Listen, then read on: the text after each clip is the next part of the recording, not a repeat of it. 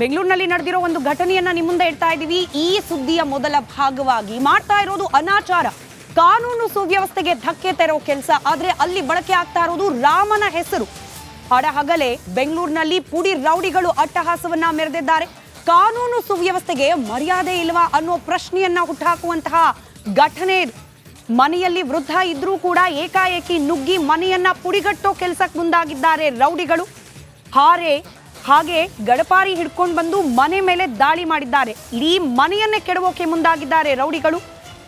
ರೌಡಿಗಳ ದಾಳಿಗೆ ಕಿಟಕಿ ಬಾಗಿಲು ಎಲ್ಲವೂ ಕೂಡ ಪುಡಿ ಪುಡಿಯಾಗಿದೆ. ಯಾರ ಮನೆ, ಬಂದವರು ಯಾರು, ಇದೆಲ್ಲದರ ಡೀಟೇಲ್ಸ್ ಅನ್ನ ಕೆಲವೇ ಕ್ಷಣಗಳಲ್ಲಿ ನಿಮ್ಮ ಮುಂದೆ ಇಡ್ತಾ ಹೋಗ್ತೀವಿ. ಕಾನೂನು ಸುವ್ಯವಸ್ಥೆ ಬಿಜೆಪಿ ಸರ್ಕಾರ ಇದ್ದ ಸಂದರ್ಭದಲ್ಲಿ ಹದಗೆಟ್ಟು ಹೋಗಿದೆ ಅಂತ ಆರೋಪ ಮಾಡ್ತಿದ್ದ ಕಾಂಗ್ರೆಸ್ ಸರ್ಕಾರ ಬಂದ ನಂತರದಲ್ಲಿ ಯಾವ ರೀತಿ ಇದೆ, ಅದರಲ್ಲೂ ರಾಜಧಾನಿ ಬೆಂಗಳೂರಿನಲ್ಲಿ ಪ್ರಶ್ನೆ ಹುಟ್ಟಾಕ್ತಾ ಇದೆ ಈ ಸುದ್ದಿ. ನೋಡಿ, ಮಾಡ್ತಾ ಇರೋದು ರೌಡಿಸಂ ಕೆಲಸ, ಬಳಕೆ ಮಾಡ್ಕೊಳ್ತಾ ಇರೋದು ರಾಮನ ಜಪ.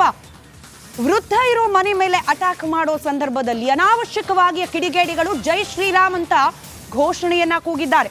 ಆಗಿರೋದೇನು, ರಾಜ್ಕುಮಾರ್ ಅನ್ನುವರ ಮನೆಯನ್ನ ಕೆಡವೋಕ್ ಬಂದಿದ್ದಾರೆ ರೌಡಿಗಳು. 2021ರಲ್ಲಿ ಈ ಮನೆಯನ್ನ ರಾಜ್ಕುಮಾರ್ ಅನ್ನೋರು ಪಾರ್ಥಸಾರಥಿ ಅನ್ನೋರ್ಗೆ 1.60 ಕೋಟಿಗೆ ಮಾರಾಟ ಮಾಡಿರ್ತಾರೆ. ಕೌನ್ಸಿಲರ್ ಆಗಿದ್ದ ಸೌಮ್ಯ ಶಿವಕುಮಾರ್ ಅವರ ತಂದೆ ಪಾರ್ಥಸಾರಥಿ ಅವರು 1.60 ಕೋಟಿಗೆ ಡೀಲ್ ಮಾಡ್ಕೊಂಡಿದ್ರು ಕೂಡ ಈವರೆಗೂ ರಾಜ್ಕುಮಾರ್ ಅವರಿಗೆ ಕೊಟ್ಟಿರೋದು ಬರೀ 50 ಲಕ್ಷ ಮಾತ್ರ ಅಂತೆ.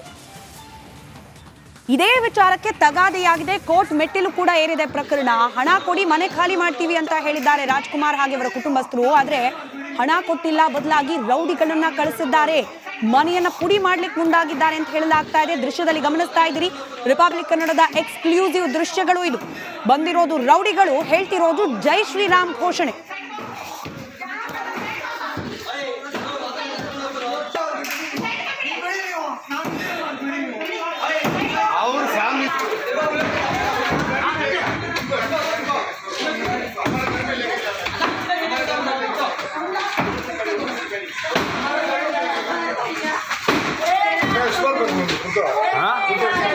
ಒಂದೂವರೆ ಕೋಟಿ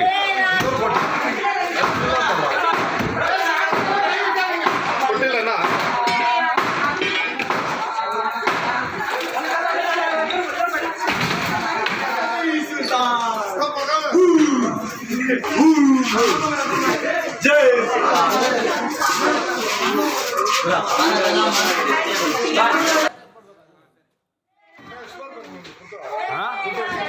ಒಂದೂವರೆ ಕೋಟಿ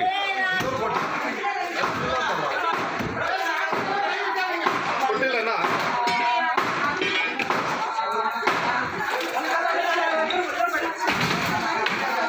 ದೃಶ್ಯದಲ್ಲಿ ಗಮನಿಸ್ತಾ ಇದ್ದೀರಿ, ಬಂದಿರೋದು ರೌಡಿಗಳು ಅನ್ನೋ ಮಾಹಿತಿ ಇದೆ.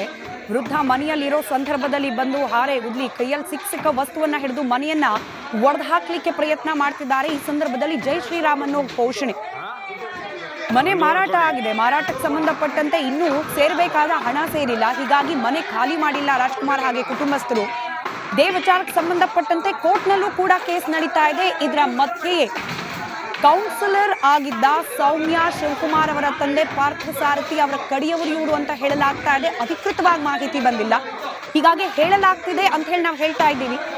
ಕೇವಲ 50 ಲಕ್ಷ ಕೊಟ್ಟು ಇನ್ನೂ ಬಾಕಿ 1.10 ಕೋಟಿ ರೂಪಾಯಿ ಉಳಿಸ್ಕೊಂಡು ಏಕಾಏಕಿ ರೌಡಿಗಳನ್ನ ಬಿಟ್ಟು ಮನೆಯನ್ನ ಡೆಮಾಲಿಷ್ ಮಾಡಿಸ್ಲಿಕ್ಕೆ ಮುಂದಾಗಿದ್ದಾರೆ ಅನ್ನೋ ಮಾಹಿತಿ. ಕೇವಲ ಬಂದವರು ಈ ಕೃತ್ಯ ಮಾಡಿರೋದು ಮಾತ್ರ ಅಲ್ಲ, ಮನೆ ಒಳಗಡೆ ವೃದ್ಧ ಇದ್ದಾರೆ. ನೀವೇನ್ ಗಮನಿಸ್ತಿದ್ದೀರಿ ದೃಶ್ಯ, ಮನೆ ಒಡೆದು ಹಾಕಕ್ಕೆ ಪ್ರಯತ್ನ ಮಾಡ್ತಾ ಇರೋದು. ಈ ಮನೆ ಒಳಗಡೆ ವೃದ್ಧ ಇದ್ದಾರಂತ.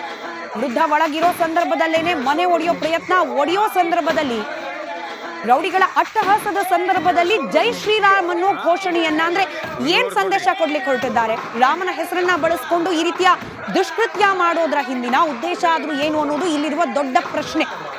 ಈ ದಾಳಿ ಹಿಂದೆ ಬೇರೆ ಏನಾದ್ರೂ ಕಾರಣಗಳಿದ್ಯಾ? ಬೇರೆ ಯಾರಾದ್ರೂ ಇದ್ದಾರಾ? ಉದ್ದೇಶ ಪೂರ್ವಕವಾಗಿ ಜೈ ಶ್ರೀರಾಮ್ ಅನ್ನೋ ಘೋಷಣೆಯನ್ನ ಕೂಗಿಸಲಾಗಿದೆಯಾ? ಇದೆಲ್ಲವೂ ಕೂಡ ಈಗ ಪ್ರಶ್ನೆಯಾಗಿ ಕಾಡ್ತಾ ಇದೆ. ಬೆಂಗಳೂರಿನಲ್ಲಿ ನಡೆದಿರುವ ಘಟನೆ ಇದು. ದೃಶ್ಯವನ್ನ ಗಮನಿಸ್ತಾ ಇದ್ದೀರಿ. ಪಾರ್ಥಸಾರಥಿ ಅನ್ನೋರು ಮನೆಯನ್ನ ಕೊಂಡ್ಕೊಳ್ಳೋ ಸಂದರ್ಭದಲ್ಲಿ ಕೊಡಬೇಕಾದ ಬಾಕಿ ಹಣವನ್ನ ಕೊಟ್ಟಿಲ್ಲ, ಹಣ ಕೊಡ್ದಲೇನೆ ಮನೆ ಖಾಲಿ ಮಾಡಿಸ್ಲಿಕ್ಕೆ ಮುಂದಾಗಿದ್ದಾರೆ ಅನ್ನೋದು ಸದ್ಯಕ್ಕೆ ಸಿಗ್ತಾ ಇರುವ ಮಾಹಿತಿ.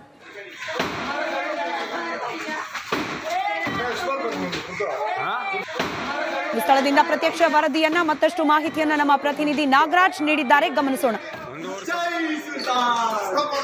ಬೆಂಗಳೂರಿನಲ್ಲಿ ರುದ್ರೊಬ್ಬರು ಮನೆಯಲ್ಲಿರಬೇಕಾದ್ರೇ ಆ ಮನೆಯನ್ನು ಬಂದು ಏನು ಆರೆ ಗಡಾರಿಗಳನ್ನು ತೆಗೆದುಕೊಂಡು ಬಂದು ಆ ಮನೆಯನ್ನು ಒಡೆಯುವಂಥ ಒಂದು ಪ್ರಯತ್ನ ರಾಜಧಾನಿ ಬೆಂಗಳೂರಲ್ಲಿ ಆಗಿರ್ತಕ್ಕಂಥದ್ದು. ಅದು ಹೃದಯ ಭಾಗದಲ್ಲಿರ್ತಕ್ಕಂಥ ಅಶೋಕ್ ನಗರ ಪೊಲೀಸ್ ಠಾಣಾ ವ್ಯಾಪ್ತಿಯಲ್ಲಿ ಆಗಿರ್ತಕ್ಕಂಥದ್ದು. ನೀವೀಗ ನಾವು ದೃಶ್ಯಾವಳಿಗಳಲ್ಲಿ ನೋಡ್ತಾ ಇದ್ದೀರಿ. ಇದು ರಾಜ್ಕುಮಾರ್ ಎಂಬವರು ವಾಸಕ್ಕೆ ಇರ್ತಕ್ಕಂಥ ಮನೆ. ವಾಸದಲ್ಲಿರ್ತಕ್ಕಂಥ ಮನೆಯಲ್ಲಿ ಆ ವೃದ್ಧ ವಾಸ ಇರಬೇಕಾದ್ರೇ ಶನಿವಾರ ಇಲ್ಲಿಗೆ ಒಂದಷ್ಟು ಜನ ಬಂದು ಈ ಮನೆಯನ್ನು ನೀವು ಖಾಲಿ ಮಾಡಬೇಕು ಅಂತಂತೇಳಿ ವೃದ್ಧ ಮನೆಯಲ್ಲಿರಬೇಕಾದ್ರೂ ಈ ರೀತಿಯಾಗಿ ಮನೆಯನ್ನು ಡ್ಯಾಮೇಜ್ ಮಾಡಿ ಕಿಟಕಿ ಬಾಗಿಲುಗಳನ್ನು ಒಡೆದು ಕಿತ್ತಾಕಿರ್ತಕ್ಕಂಥದ್ದು. ಸಂಪೂರ್ಣವಾಗಿ ಮನೆಯನ್ನು ಕೊಲ್ಯಾಪ್ಸ್ ಮಾಡೋ ರೀತಿಯಲ್ಲಿ ಈ ಒಂದು ಇದಾಗಿರ್ತಕ್ಕಂಥದ್ದು. ಹಾಗಾದರೆ ಯಾಕೆ ಅವರು ಈ ರೀತಿ ಇಲ್ಲಿಗೆ ಬಂದರು ಅನ್ನೋ ಒಂದು ಸಹಜ ಪ್ರಶ್ನೆ ಉಟ್ಕೊಳ್ಳುವಂಥದ್ದು. ಇದ್ರ ಬಗ್ಗೆ ಆ ವೃದ್ಧ ಇದ್ದಾರೆ ನಮ್ಮ ಜೊತೆ, ಅವರನ್ನು ಮಾತಾಡ್ಸೋಣ. ರಾಜ್ಕುಮಾರ್ ಏನು ಹೇಳ್ತಾರೆ, ಯಾಕೆ ಈ ಘಟನೆ ಆಯಿತು, ಯಾರು ಬಂದಿದ್ದರು ಅನ್ನೋದು ಅವ್ರನ್ನೇ ಕೇಳೋಣ. ಸರ್, ಏನಾಯಿತು ಆ್ಯಕ್ಚುಲಿ, ಯಾರು ಬಂದು ಹೊಡೆದಾಕಿದ್ದು ಅಂತ? ಇವರು ಸೌಮ್ಯ ಶಿವಕುಮಾರ್ ಅವರು ಇದ್ದಾರಲ್ಲ, ಅವ್ರ ತಂದೆ ಅವ್ರಿಗೆ ರಿಜಿಸ್ಟ್ರೇಷನ್ ಆಗಿರೋದು. ಅದರಿಂದ ಅವ್ರು ಪೇಮೆಂಟ್ ಪೂರ್ತಿ ಕೊಟ್ಟಿಲ್ಲ ಅಂತ ಅವರು ಖಾಲಿ ಮಾಡಿಸ್ಬೇಕಂತ ಇದು ಮಾಡಿರೋದು. ಸರ್, ಅಂದರೆ ನೀವು ಈ ಆಸ್ತಿನ ಮಾರಾಟ ಮಾಡಿದ್ರಿ, ಆದರೆ ಎಷ್ಟಕ್ಕೆ ಮಾರಾಟ ಮಾಡಿದ್ರಿ ಮತ್ತು ಹಣ ಎಷ್ಟು ಕೊಟ್ಟಿದ್ರು, ಎಷ್ಟು ಕೊಡಬೇಕಾಗಿತ್ತು? ಸರ್, 1,60,00,000 ನನಗೆ ಡೀಲ್ ಆಗಿರೋದು. ರಿಜಿಸ್ಟ್ರೇಷನ್ ಮಾಡಬೇಕಂದ್ರೆ 40 ಲಕ್ಷ ಕೊಟ್ಟಿದ್ದರು. ಅದಕ್ಕೆ ಮುಂಚೆ 9,15,000 ರೂಪಾಯಿ ಕೊಟ್ಟಿದ್ದರು. ಒಟ್ಟಿಗೆ 50 ಲಕ್ಷ ನಂಗೆ ಸೇರೈತೆ, ಇಲ್ಲ ಅಂತ ಅಲ್ಲ. 1,10,00,000 ನಂಗೆ ಸೇರಬೇಕು. ಆ ಚೆಕ್ಕೆಲ್ಲ ಇತ್ತು. ನಮ್ಮ ಮಗ ನನ್ನ ಮೇಲೆ ಕೇಸ್ ಹಾಕಿದ್ದು. ಆ ಕೇಸ್ ಕ್ಲಿಯರ್ ಆಗಿದ್ಮೇಲೆ ಕೊಡ್ತೀನಿ ಅಂತ. 16ನೇ ಡಿಸೆಂಬರು ಕೇಸ್ ಕ್ಲಿಯರ್ ಆಯಿತು. ಹೋಗ್ಬಿಟ್ಟು ಕೇಳಿದೆ, ಬಂದು ಸಣ್ಣ ಪುಟ್ಟ ಇದು ಮಾಡೋದು. ಆಮೇಲೆ ನಾವು ಹೋಗ್ಬಿಟ್ಟು ಕಂಪ್ಲೇಂಟ್ ಕೊಟ್ಟಿವಿ ಅಶೋಕ್ ನಗರ ಪೊಲೀಸ್ ಸ್ಟೇಷನ್ನಲ್ಲಿ. ಆವಾಗ ಪಾರ್ಸಾರ್ಥಿ ಅಲ್ಲಿದ್ದರು. ಅಲ್ಲಿ ಹೇಳ್ತಾವ್ರೆ ಇನ್ಸ್ಪೆಕ್ಟರ್ ಮುಂದೆ ನಾನು ಟೋಟಲಿ ಪೇಮೆಂಟ್ ಕೊಟ್ಬಿಟ್ಟಿದ್ದೀನಿ ಅಂತ. ಆಮೇಲೆ ನಾವು ಕೇಸ್ ಬುಕ್ ಮಾಡಿರೋದು. ಕೇಸ್ ಬುಕ್ ಮಾಡಿ ನಾವು OS ನಂಬರ್ ಶುಕ್ರವಾರ ಹಾಕಿದೆ. ಶನಿವಾರ ಬಂದು ಇವರು ಹೊಡೆದಾಕವ್ರೆ. OS ನಂಬರ್ ಹೇಳೋದೇನು ಅವ್ರು ಕೇಳಲಿಲ್ಲ. ಏನು ಕೇಳಿದ್ರಲ್ಲ, ಇದು ರಾಜ್ಕುಮಾರ್ ಅವರ ಮಾತು. ಏನು ಇಲ್ಲಿ ಒಂದಷ್ಟು ವ್ಯಾಪಾರ ಆಗಿತ್ತು, ನಾನು ಈ ಆಸ್ತಿಯನ್ನು ಮಾರಾಟ ಮಾಡಿದ್ದೆ, ಆದರೆ ನನಗೆ 1,60,00,000 ವ್ಯಾಪಾರ ಆಗಿತ್ತು. ಆದರೆ ಕೇವಲ 50 ಲಕ್ಷ ಹಣ ಕೊಟ್ಟಿದ್ದರು. ನಂತರ ಮಧ್ಯದಲ್ಲಿ ನಮ್ಮ ಸಂಬಂಧಿಕರೊಬ್ಬರು ನನ್ನ ಮೇಲೆ ಕೇಸ್ ಆಗಿದ್ದರಿಂದ ಕೇಸ್ ಕ್ಲೋಸ್ ಆಗಲಿ, ನಂತರ ಪೂರ್ತಿ ಹಣ ಕೊಡ್ತೀನಿ ಅಂತ ಹೇಳಿದರು. ಯಾವುದಕ್ಕೂ ತಲೆ ಕೆಡಿಸ್ಕೊಳ್ದೆ ಬಂದು ಅವರು ನಾವು ಮನೇಲಿ ವಾಸ ಮಾಡ್ತಾ ಇರಬೇಕಾದ್ರೇ ಈ ರೀತಿಯಾಗಿ ಕಿಟಕಿ ಬಾಗಿಲುಗಳನ್ನೆಲ್ಲ ಆರೆ ಗಡಪಾರಿಗಳನ್ನು ಬಳಸಿ ಕಿತ್ತಾಕಿರುವಂಥದ್ರ ಬಗ್ಗೆ ಅವರು ಆರೋಪವನ್ನು ಮಾಡ್ತಾ ಇರ್ತಕ್ಕಂಥದ್ದು. ಇನ್ನು ಈ ಬಗ್ಗೆ ಈಗಾಗಲೇ ಒಂದು FIR ಅಶೋಕ್ ನಗರ ಪೊಲೀಸ್ ಠಾಣೆಯಲ್ಲಿ ದಾಖಲಾಗಿದ್ದರೂ ಸಹ ಪೊಲೀಸರು ಸಹ ಯಾವುದೇ ಕ್ರಮಕ್ಕೆ ಮುಂದಾಗ್ತಾ ಇಲ್ಲ ಅನ್ನೋ ಆರೋಪವನ್ನು ಅವ್ರು ಮಾಡ್ತಾ ಇರ್ತಕ್ಕಂಥದ್ದು. ವಿಡಿಯೋ ಜರ್ನಲಿಸ್ಟ್ ರಾಘವೇಂದ್ರ ಜೊತೆ ನಾಗರಾಜ್ BF ಚಂದ್ರ, ರಿಪಬ್ಲಿಕ್ TV ಕನ್ನಡ, ಬೆಂಗಳೂರು.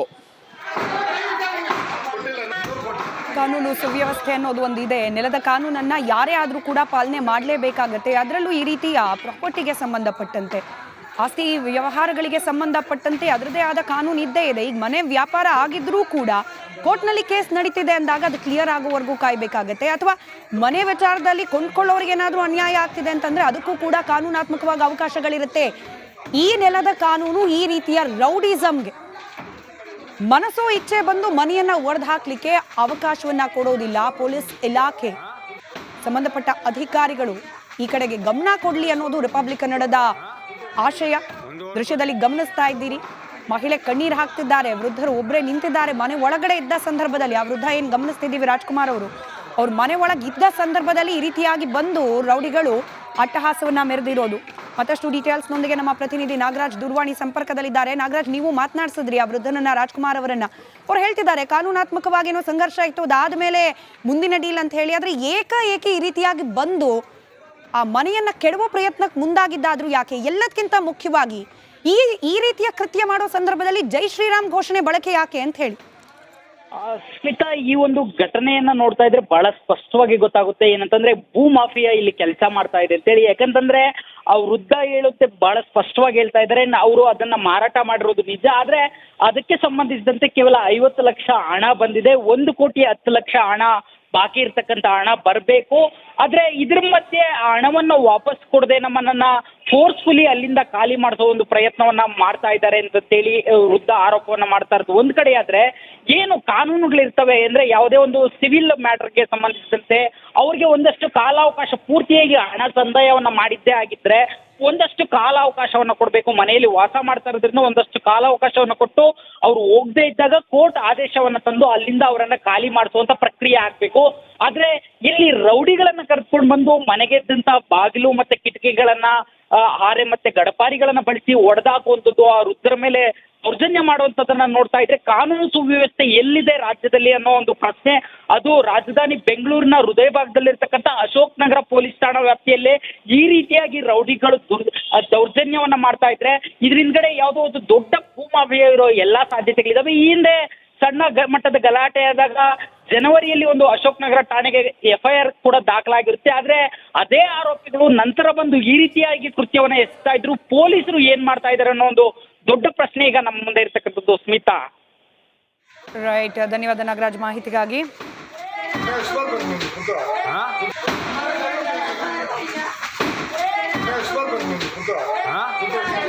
ಒಂದೂವರೆ ಕೋಟಿ